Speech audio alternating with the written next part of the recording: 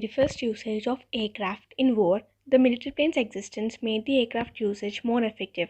Now, in 21st century, the unmanned aerial vehicles plays a prominent role as it reduces the human risk factors.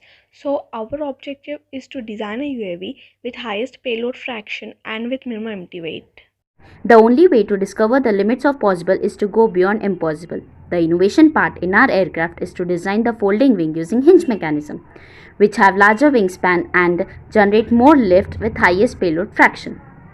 We are designing and fabricating a UAV with foldable wing which makes it better suitable for sea warfare. Due to its folding ability, it will require less space on aircraft carriers and hangars. Also reduce human risk factors as it can be remotely controlled. Since UAV has come into existence, it is being widely used in many sectors across the globe. It plays different roles in different sectors. The UAV designed by us can be used in agriculture sector for crop spraying and crop monitoring. For medical sector, it can be used to transport medical equipment. In military air warfare conditions, it can be used for combat aerial vehicles. And in post-disaster situations, it can be used to map the affected areas with high resolution and within short time. When we talk about transportation, the transportation cannot be possible easily at a time. So we generally use semi-knocked method to transport the aircraft from one place to another place, which leads to increase the overall cost.